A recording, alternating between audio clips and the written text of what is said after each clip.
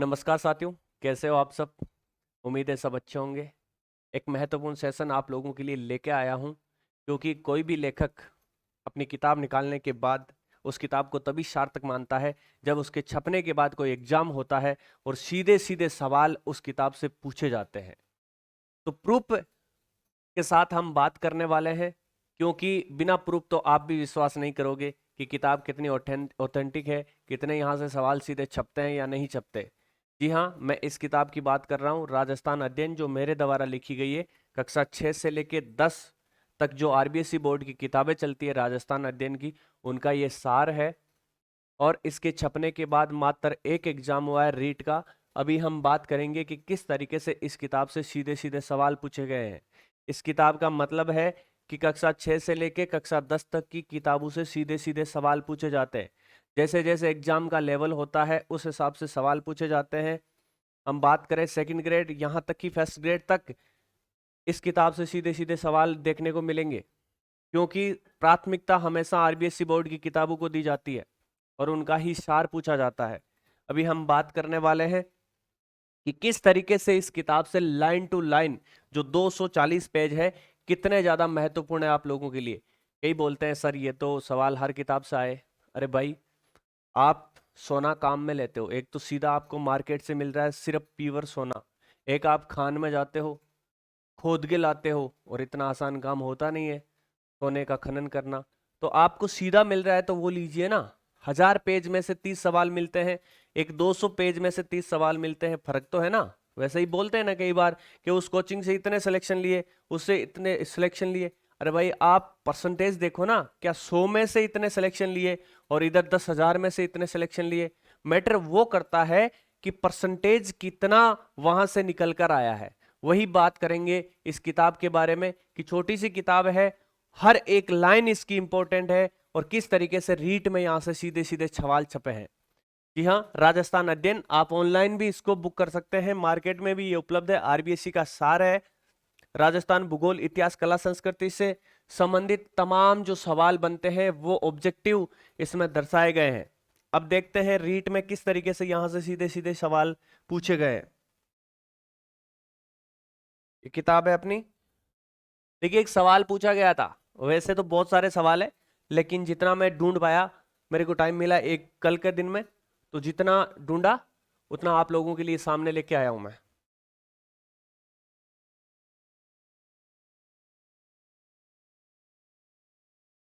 देखिए, अलवर के पंडित हरिनारायण शर्मा ने निम्नलिखित में से किस संघ की स्थापना नहीं की थी। ये सीधा सीधा सवाल आया रीट में।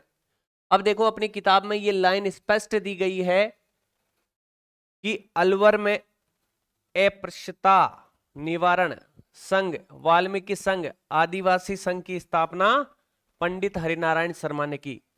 अस्पृश्यता, वाल्मीकि और आदिवासी संघ की स्थापना कौन कर रहा है? पंडित हरिनारायण शर्मा। ये तीनों आ गए। अब चौथा कौन सा बचा? चरखा संघ। इसका राइट आंसर हो जाएगा है जैसा का जैसा किताब में सीधा का सीधा मिलेगा आपको। ये तो इसमें छपा है। इसके अगल बगल वाले आगामी जो एग्जाम होने वाले, चाहे जेल प्रेरी का हो, पटवारी का हो, चाहे ग्राम सेवक का हो, चाहे वो पशुधन वाला एक एग्जाम है उसकी बात करें, या फिर अन्य कोई भी एग्जाम वाहन चालक की बात करें, जितने में भी ये बेसिक आप सिलेबस उठा के देख ला, जो कक्षा 6 से लेकर 10 तक जो अध्याय दिए गए हैं वो सीधे के सीधे आपके सिलेबस में छापे गए। तो यहां से सवाल बनेंगे भाई इन एग्जामों में। थर्ड ग्रेड जो मैन है उसमें भी यहाँ से सवाल छपेंगे, सेकंड ग्रेड में भी छपेंगे, फर्स्ट ग्रेड में भी 50 से 60% जो जीके का पार्ट है वो आपको यहाँ से देखने को मिल जाएगा।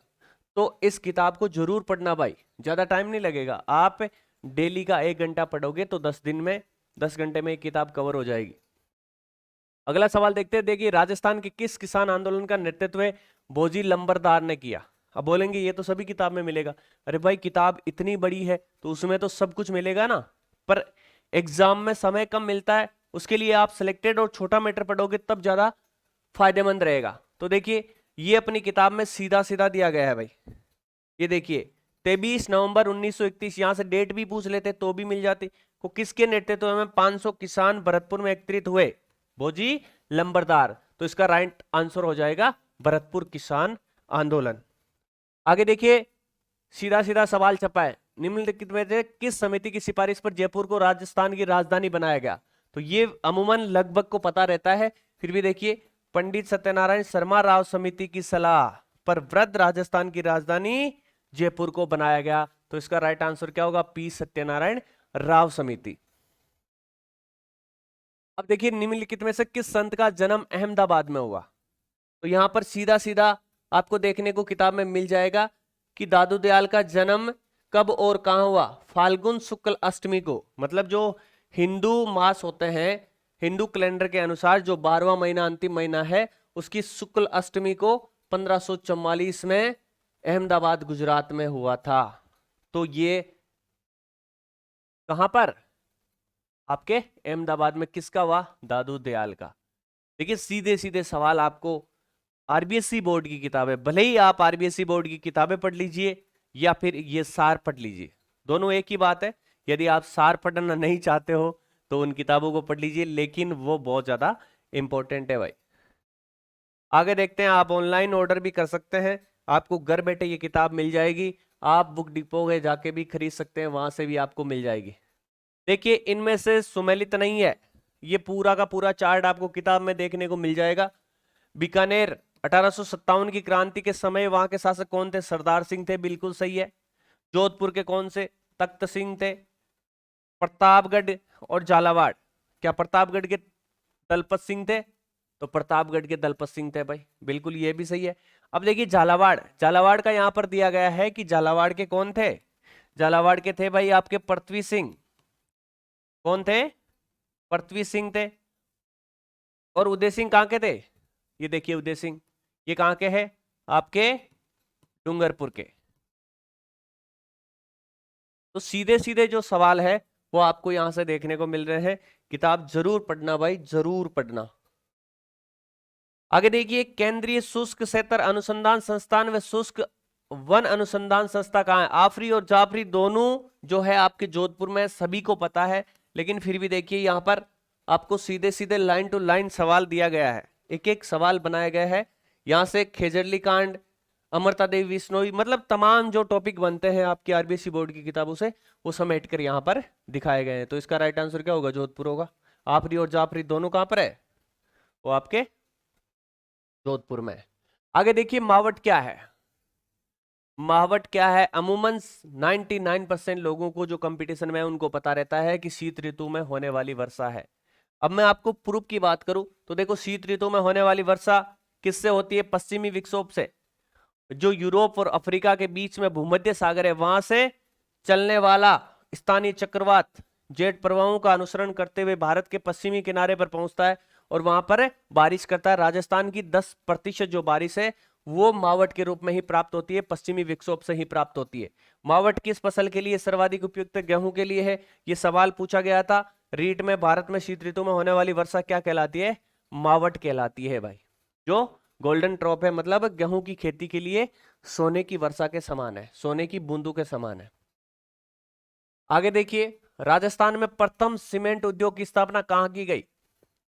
ये सवाल है जैसे का जैसा पूछा गया है। राजस्थान में सीमेंट उद्योग के लिए सर्वाधिक अनुकूल परिस्थितियां पाई जाती है, ये भी सवाल आया है, आगे मिल जाएगा। ये भी सवाल रीट में पूछा गया है और ये भी पूछा गया है, सीमेंट उद्योग के लिए कौन सा जिला आदर्श जिला माना जाता? दोनों देखिए लाइन टू लाइन उठाए गए हैं, है ना। ये इस किताब से नहीं, आरबीएसई बोर्ड की किताबों से उठाए गए। ये तो मात्र एक जरिया है, उसका सार है, इसलिए बोल रहे हैं क्योंकि ये जो निचोड़ उस किताबों से निकल के आता है वो इस किताब में सम्मिलित किया गया है। और देखिए, लाइन टू लाइन पूछे गए दोनों सवाल, ये भी पूछा गया है, ये भी पूछा गया है। तो राजस्थान में सीमेंट उद्योग के लिए सर्वाधिक अनुकूल परिस्थितियां कहां पर है? आपको मिलेगी चित्तौड़गढ़ में। चित्तौड़गढ़ में ये देखिए आदर्श जिला चित्तौड़गढ़, बिल्कुल लाइन टू लाइन सवाल मिल रहे हैं। आगे देखिए, सेरिया जनजाति का लोक नृत्य कौन सा है? ये अपनी किताब में दिया गया है। सेरिया की जगह कथौड़ी भी पूछ सकते थे, गुजरू का भी पूछ सकते थे, बंजारू का भी पूछ सकते थे, सारा मटेरियल अपने पास उपलब्ध था। यदि ये किताब आप पढ़ के गए थे तो कोई सा भी यदि आता तो आप आराम से हल कर देते। पूछा कौन सा? राजस्थान का शिकार नृत्य किससे संबंधित है? ये शिकार की बात कर रहा है, तो कौन सी? शिकार बोले तो से सहरिया, ये आपका आ गया सहरिया। याद कर लेना भाई, आगे वाले एग्जाम में भी यहां से सीधे सीधे सवाल छपने वाले हैं। अब देखिए, राजस्थान की भाषा के लिए राजस्थानी शब्द का सर्वप्रथम प्रयोग किसने किया? ये सवाल एग्जाम में छपा था, ये छपा था, ये अपनी किताब में दिया गया है। ऑब्जेक्टिव जो सवाल है पीछे, उनमें लिखा गया राजस्थान की भाषा के लिए सर्वप्रथम राजस्थानी शब्द का प्रयोग किसने किया? तो इसका जो राइट आंसर है, जॉर्ज इब्राहिम ग्रियर्सन ने 1912 में the linguistic survey of India में ये राजस्थान की भाषा को राजस्थानी शब्द नाम दिया था भाई। तो जॉर्ज इब्राहिम ग्रियर्सन। आगे देखिए, जनगणना 2011 के अनुसार राजस्थान में पुरुष साक्षरता दर कितनी थी? ये सवाल सीधा सीधा एग्जाम में पूछा गया है और अपने पास सारे जनसंख्या के डाटा उपलब्ध थे। इस किताब में सारे डाटा उपलब्ध थे, छोटे से पैराग्राफ में, 2 या 3 पेज में, छोटे छोटे पैराग्राफ में ये सारा का सारा मैटर दे रखा है। कोई सा भी पूछ सकते थे, ये पूछा इन्होंने, इस लाइन को सेलेक्ट किया कि राजस्थान में पुरुष साक्षरता दर कितनी है? तो 79.2 हम सामान्य भाषा में बोलते हैं, और वैसे 79.19%। आगे देखिए, मेवाड़ शैली का प्रथम उदाहरण, ये चित्रित ग्रंथ कब है? 1260 ईस्वी में। किसके द्वारा? तेज सिंह के द्वारा। सवाल ये दोनों भी बन सकते थे, लेकिन पूछा कौन सा? श्रावक प्रतिक्रमण सूत्र चूर्णी नामक चित्रित ग्रंथ का संबंध किस चित्रकला शैली से है? तो ये कौन सी से है भाई? तेज सिंह द्वारा रचित ग्रंथ है और 1260 ईस्वी में रचा गया मेवाड़ शैली का प्रथम ये ग्रंथ है प्रतिक्रमण सूत्र चूर्णी। तो कौन सी? मेवाड़ शैली। सीधे के सीधे सवाल छप रहे हैं भाई, सीधे सीधे सवाल यहां से बन रहे हैं। अब आपको विश्वास होगा, अभी तो देखते जाओ भाई, आगे आगे जिया जिया एग्जाम हुई ना, एम सीधा सीधा सवाल छपी, जना क्या ना क्या चांदनो हुई। बाकी सारा अपने यूट्यूब पे भी पढ़ा रखा है भाई इस किताब को, अब पढ़ते ही नहीं हो। जो पढ़ते हैं वो सारे के सारे हल करके आए हैं, कोई ज़्यादा इश्यू भी नहीं है। सारी की सारी प्रतियोगी परीक्षाओं की तैयारी अपने यूट्यूब चैनल पे फ्री में आपको करवाई जा रही है, निःशुल्क सुविधा उपलब्ध है। बस आप तो पधारिए और दाम सुधारिए, पिंडा पधारो दाम सुधारो, आइए और पढ़िए और सिलेक्शन लीजिए। और अपना ऐप भी आ गया है प्ले स्टोर पे, जल्द आपको उपलब्ध हो जाएगा, गोलगुरु एकेडमी के नाम से। वहां से आप डाउनलोड करके राजस्थान में होने वाली तमाम जो भर्तियां हैं उनकी ऑथेंटिक और शानदार विशेषज्ञों द्वारा तैयार की गई टेस्ट सीरीज आपको उपलब्ध होगी, बिल्कुल व्याख्या सहित। पहले टेस्ट का फॉर्मेट होगा, फिर आंसर होगा, फिर उसके बारे में जो सामान्य जानकारी है, विशिष्ट जानकारी है, वो आपको मिल जाएगी। और जहां तक हो सकेगा उस टेस्ट पेपर का हल भी अपने यहाँ पर करवा दिया जाएगा, मतलब हर टेस्ट का हल भी यहाँ पर आपको उपलब्ध मिलेगा। तो जरूर जुड़े भाई, बस आप और हम मिलके एग्जाम फाइट करने वाले हैं। अपने यूट्यूब की खासियत है कि यहाँ पर जो तैयारी आपको करवा रहे हैं सारे के सारे फर्स्ट ग्रेड मिलेंगे, असिस्टेंट प्रोफेसर मिलेंगे, मतलब जिन्होंने हाल ही में सिलेक्शन लिया है, किस तरीके का पैटर्न बनता है, कहाँ से सवाल पूछे जाते हैं, क्योंकि सब रगड़ाई करके आए हैं। सभी को पता है कि सारा मैटर पढ़ने से सिलेक्शन नहीं होता, सिलेक्टेड मैटर। क्या रणनीति होनी चाहिए, मैंने एक वीडियो डाल रखा है कि किस तरीके से आपको थ्योरी पढ़नी चाहिए और किसके बाद आपको ऑब्जेक्टिव निकालने चाहिए। मैंने जब फर्स्ट ग्रेड एग्जाम निकाला तो मैंने लगभग 30,000 ऑब्जेक्टिव सवाल हल किए थे भाई, 30,000। तो जब पेपर में आए 150, तो ऐसे थोड़ी लगता है अपने को कि भाई ये कोई अलग रह गए। अब 30,000 में से 100-150 तो सीधे सपना कोई बड़ी बात नहीं है ना। तो ज्यादा से ज्यादा एग्जाम में जो सफलता मिलती है उसी को मिलती है जिसने एक बार थ्योरी, 2 बार 3 बार थ्योरी कवर कर ली और उसके बाद ज्यादा से ज्यादा जिसने ऑब्जेक्टिव सवाल हल किए हैं। क्योंकि पैटर्न अपना वही रहता है, अपन आरएस की थोड़ी दे रहे हैं, अपन आईएएस की थोड़ी दे रहे हैं, अपन दे रहे हैं ऑब्जेक्टिव पैटर्न के एग्जाम, जहां पर इसी तरीके के सवाल बनते हैं। देखिए, एक सवाल छपा था इस रेट में, कमला व इलायची, एक बार नहीं है, कम से कम 50 बार छप गया है भाई अलग अलग एग्जाम में। कमला इलायची, कमला इलायची याद ही रखना, आगे एग्जाम में भी आ सकता है। नामक महिला चित्रकारों का संबंध राजस्थान की किस चित्रकला शैली से है भाई? तो देखिए, जोधपुर से नहीं है, किशनगढ़ से नहीं है, बूंदी से नहीं है, किससे? अपने दिया गया है यहाँ पर नाथ द्वारा, मेवाड़ शैली की उपशैली है, नाथ द्वारा शैली की महिला चित्रकार है कमला व इलायची। इस लाइन में है जैसे कि जैसा अपनी किताब में छापा गया है। ये तो चलो महिला चित्रकारों का पूछा, पुरुष का पूछ लेते तो भी अपने पास मैटर उपलब्ध था। ऑनलाइन आप ऑर्डर कर सकते हैं, नंबर यहाँ पर दिए गए हैं, ज्ञान सरोवर पब्लिकेशन से ये बुक आपको आसानी से घर पे उपलब्ध करवा दी जाएगी, और आप लेना चाहो तो बुक डिपो से भी उपलब्ध हो जाएगी। कमला इलायची नाथ द्वारा से ली। आगे देखिए, इतिहासकार, सवाल छपा था रेट में, इतिहासकार सीवी वेद ने किस गोइल शासक की तुलना फ्रांसीसी सेनापति चार्ल्स मोर्टेल से की है? अब सवाल ऐसा पूछा गया लेकिन अपने पास किताब में ये उपलब्ध था। कैसे उपलब्ध था? किसने बप्पा रावल की तुलना चार्ल्स मोर्टेल फ्रांसीसी सेनापति से की है जैसे का जैसा छपा है ना आरबीएसई बोर्ड से। बस ये किताबें बहुत ज्यादा इंपॉर्टेंट है। और होता क्या है, जब टीचर पढ़ाते हैं, टीचर स्कूल में पढ़ाते हैं तो राजस्थान अध्ययन को साइड में रखते हैं और क्या पढ़ाते हैं, सब्जेक्ट ज्यादा पढ़ाते हैं। उस राजस्थान अध्ययन को कई अध्यापक तो छूते ही नहीं है, बल्कि कंपटीशन एग्जाम में जब बंदा 12वीं पास करके जाएगा तो सबसे ज्यादा महत्वपूर्ण क्या होने वाली है, वो राजस्थान अध्ययन की किताबें होने वाली है। वो आप देख ही रहे हो यहाँ पर। तो किसने बप्पा रावल की तुलना चार्ल्स मोर्टेल फ्रांसीसी सेनापति से की? सीवी वेद ने की, ये तो अपने यहां पर दिया गया है।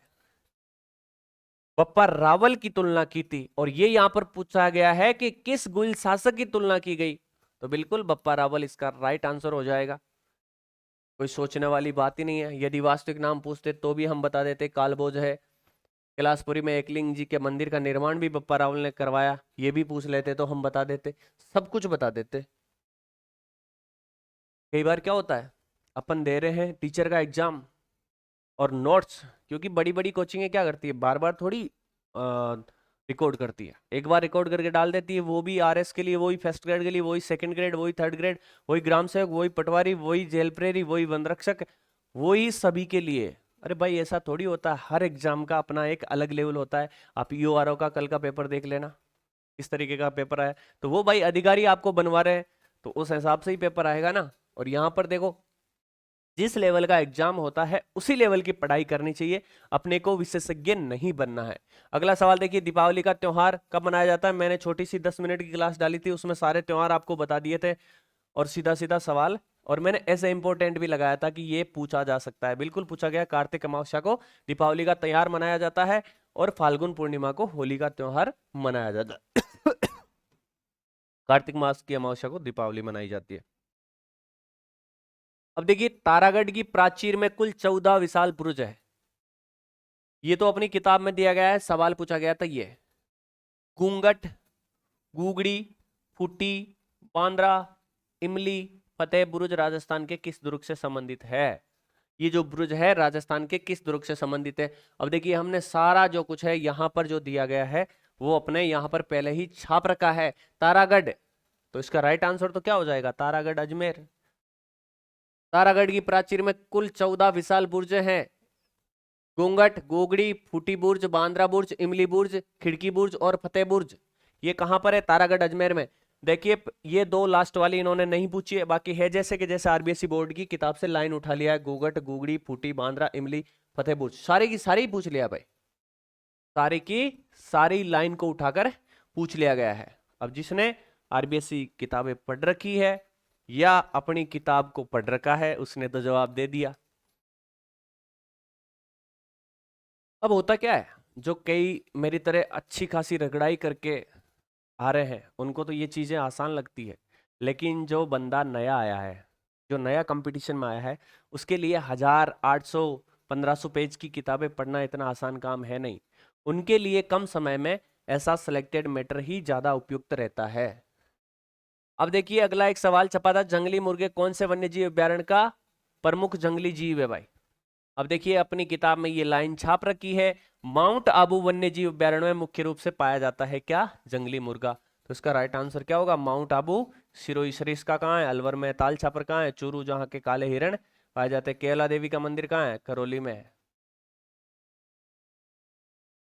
आगे देखिए, एक सवाल छपा था भाई, ये रहा, राजस्थान में प्रथम सीमेंट कारखाना कहाँ स्थापित हुआ था? मैंने बताया सीमेंट के लिए उपयुक्त दशाएं और प्रथम सीमेंट का कारखाना दोनों जो अपनी किताब में है, आगे और पीछे दे रखे थे, दोनों के दोनों इसमें पूछे गए। राजस्थान में सर्वप्रथम सीमेंट का कारखाना कहाँ लगाया गया? यही सेम ही चीज है, राजस्थान में प्रथम सीमेंट का कारखाना कहाँ स्थापित हुआ? इसका आंसर भी लाखेरी बूंदी है, और इसका भी लाखेरी बूंदी है। तो ये अपना किताब का पार्ट है और ये एग्जाम में पूछा गया सवाल है। आगे देखिए, अपनी किताब में दिया गया है कि बाता की फुलवारी, दुविधा, उलझन, सफन प्रिया, अलेकू हिटलर, अंतराल, चौधराइन की चतुराई, ये सारी किताबें किसके द्वारा लिखी गई है? विजयदान देथा, जोधपुर के बोरुंदा निवासी विजयदान देथा के द्वारा ये लिखी गई है सारी। एग्जाम में सवाल क्या पूछा गया था? सपन प्रिया कहानी संग्रह की रचना किसने की? अब क्या इसमें नाम है सपन प्रिया? ये रहा सपन प्रिया। सपन प्रिया किसके द्वारा? विजयदान देथा के द्वारा। देखिए किस तरीके से सीधे सीधे सवाल पूछे गए हैं। अगला एक सवाल पूछा गया, किस प्रजामंडल का संबंध सागरमल गोपा से है? अनेक यातनाएं जेल में देने के कारण मृत्यु को प्राप्त शहीद होने वाले सागरमल गोपा का संबंध कहां से? जैसलमेर के प्रथम व्यक्ति जिन्होंने निरंकुश शासन के विरुद्ध जनता में जागृति पैदा की थी। रघुनाथ सिंह का मुकदमा जैसी किताबें इन्होंने लिखी थी। तो ये देखिए भाई सागरमल गोपा। और सागरमल गोपा का प्रजामंडल कौन से संबंधित है? ये रहा जैसलमेर। तो ये जैसलमेर से संबंधित है। आगे देखिए भाई, राजस्थान में जिप्सम का सर्वाधिक उत्पादन होता है। ये तो लाइन अपनी किताब में दी गई है। सवाल क्या पूछा गया है? राजस्थान का प्रमुख जिप्सम उत्पादक जिला कौन सा है? तो अपनी किताब में ये लाइन लिखी गई है जिप्सम के लिए बीकानेर, नागौर, श्री गंगानगर, बाड़मेर और जैसलमेर। अब देखिए इसमें भीलवाड़ा, उदयपुर, अजमेर और बीकानेर ऑप्शन में दिया गया है और यहां पर भी सबसे पहले बीकानेर का जिक्र किया गया है। तो सीधा सीधा जो पढ़ के गए हैं वो छाप के आ चुके हैं भाई। आगे देखिए, निम्न में से कौन सा भवन चित्तौड़गढ़ के किले में अवस्थित नहीं है? ये तो सवाल पूछा गया है और ये है अपनी किताब की लाइन है। अब देखिए चित्तौड़गढ़ दुर्ग के प्रमुख दर्शनीय स्थल कौन से हैं? भले ही तो ऑप्शन में तुलजा माता का मंदिर आ जाता, भामाशाह की हवेली आ चुकी है, ये तो है। नवलखा भंडार ये भी आ चुका है। श्रृंगार चौरी ये भी आ चुका है।